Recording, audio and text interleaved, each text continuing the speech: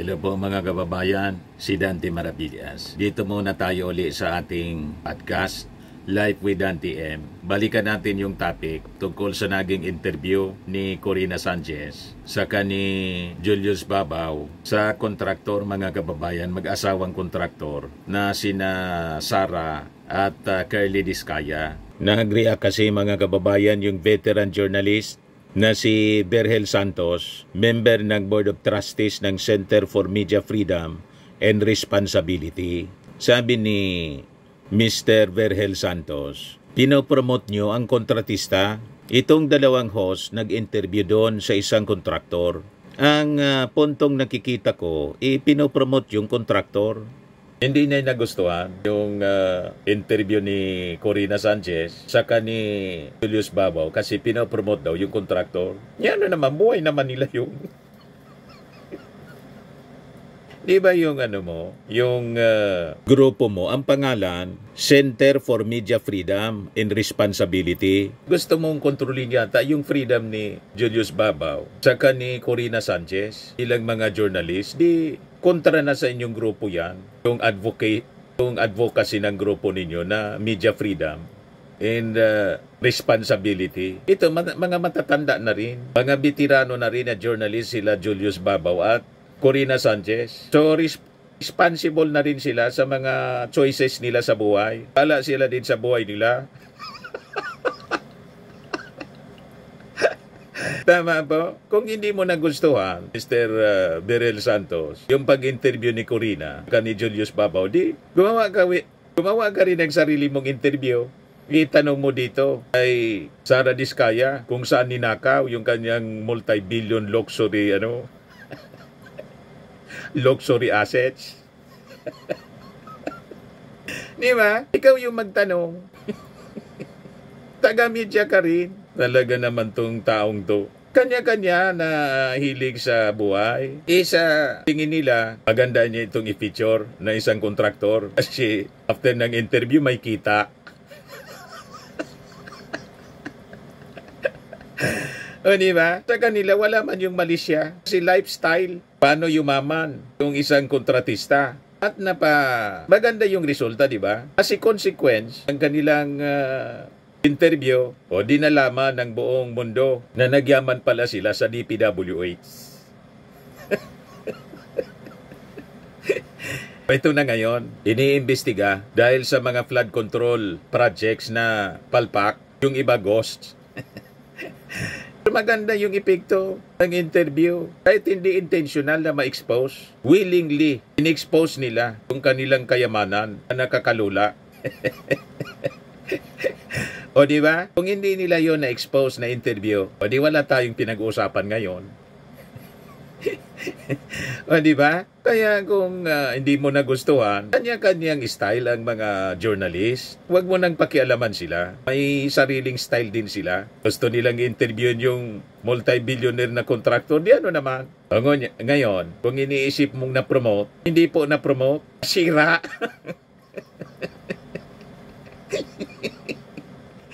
Yan nga po ang laking problema ng mag-asawa ngayon. Nasira dahil sa interview. Bakit? Abuli na ng BIR yung mga assets nila.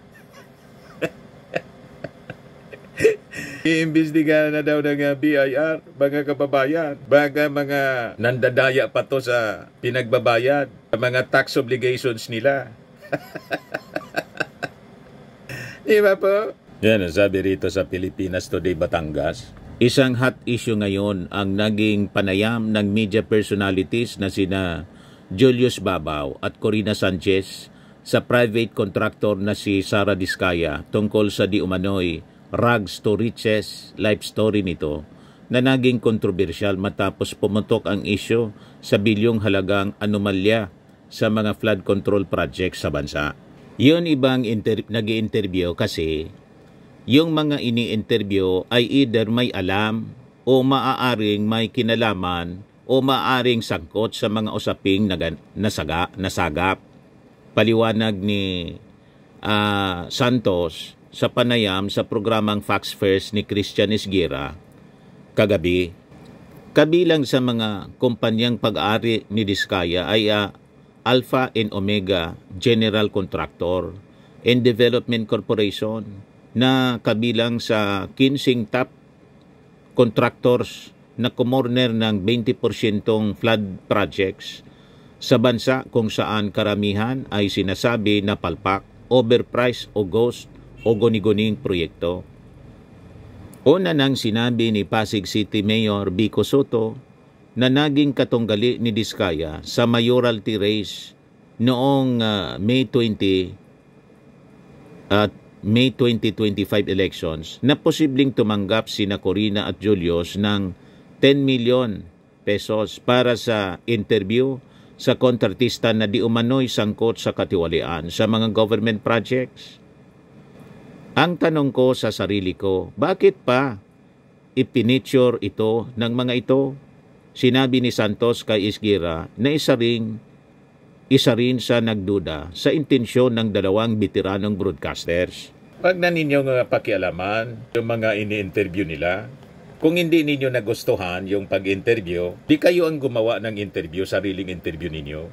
Invite din ninyo si Diskaya at itanong ninyo, point blank, saan mo ninakaw ang ipinangbili mo nitong mga luxury mo sa buhay. Ayan ang itanong mo, kumbaga, yan ang gusto ninyong mangyari. Di ba? Tayo mga journalist po, iba-iba yung strategy at we're responsible journalists. Anyway, ang pangalan natin, nakadepende ating mga ginagawa. Matatalino ang ating mga tagapanood. Alam nila yung bayad at alam nila yung hindi. Di ba? Pag sumobra sa promotions, ibig sabihin yan, paid advertisement o embedded sa yan ang ginagawa ngayon na practice. Ngayon, in-interview si Danilo Araw, profesor sa Mascom sa UP. At ang sabi niya, may ethical standard niya tayong ino-observe ng mga journalist. Tama naman yun. May ethical standard talaga. Na dapat alam ng tao kung alin yung mga paid broadcast. May disclaimer dapat yan yung mga interviews. Na ang programang ito ay paid broadcast. Di ba? Tulad ng mga advertisement, political advertisement po, alam na nila. Ayan na political ads, bayad yan, alangan man libre yan. That is part of the business ng media industry. Tama po? Pero bigyan natin ng laya na mag-interview ng gusto nilang interviewin. Itong mga journalist na to. Kasi these people are responsible journalist sila din, na tulad ninyo. At may iba-iba tayong pamamaraan sa pag-interview. At may mga choices tayo kung sino yung gusto nating interviewin. Hindi ka man pwede magdikta kung sinong gustong interviewin itong mga taong ito. Kasi pag kayo na ang gusto magdikta, wala nang freedom, media freedom. Violative na dito sa advocacy ninyo, sa grupo ninyong Center for Media Freedom and Responsibility. Tama po? Hayaan natin yung mga mamamayang Filipino, mga viewers, mga readers, ang magusga. Pag ayaw nila, tingin nila bias si Corina Sanchez kasi bayad, or si Julius Babaw, bias, promote yung kontraktor kasi kakandidato. Ang consequence niyan, unti-unti mawawala yung kanilang credibility bilang mga journalist. Yung engagement nila babagsak.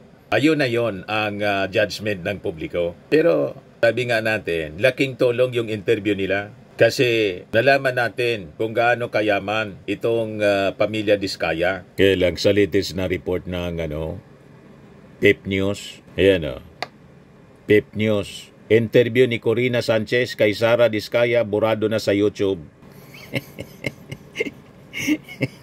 Yung kay Julius Babaw, nakikita ko pa.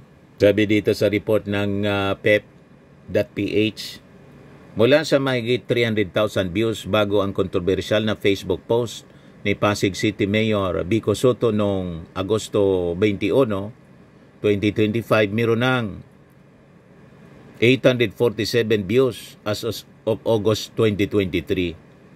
At patuloy na tumataas ang bilang ng mga manunood sa panayam ni Julius Babaw sa mag-asawang Sara at Curly Diskaya. Na-promote po dahil sa controversy.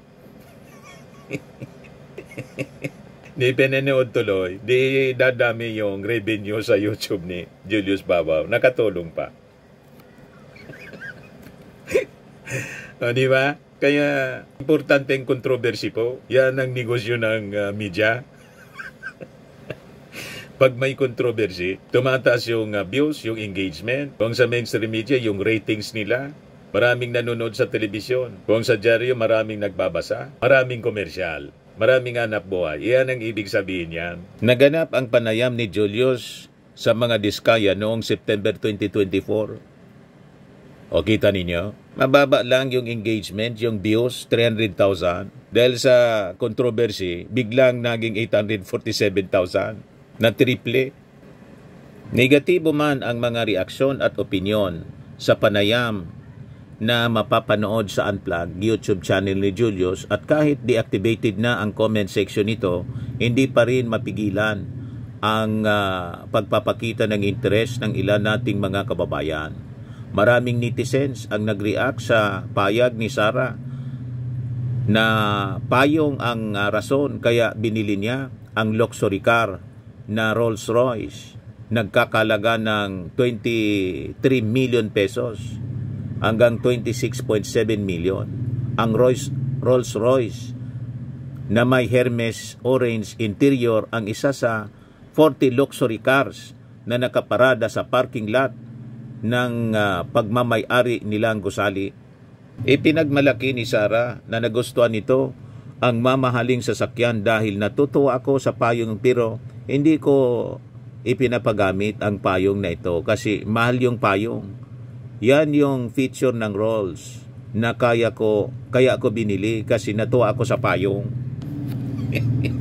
Tapos ngayon, yung pagpiflex ng yaman ng pamilya Diskaya, haabulin na po ng BIR.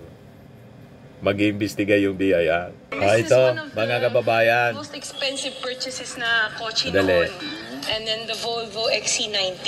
Ito yung gustong-gusto ko na dati na unang bilhin. Nung nabili na namin siya, hindi ko na ginagamit. Oo, ang anak ko, ewan ko, anak ko gumagamit nito. At least nagagamit na rin pala. Yes. Kahit paano, no? Yes. Napakaswerte naman ng mga anak nyo. Oo.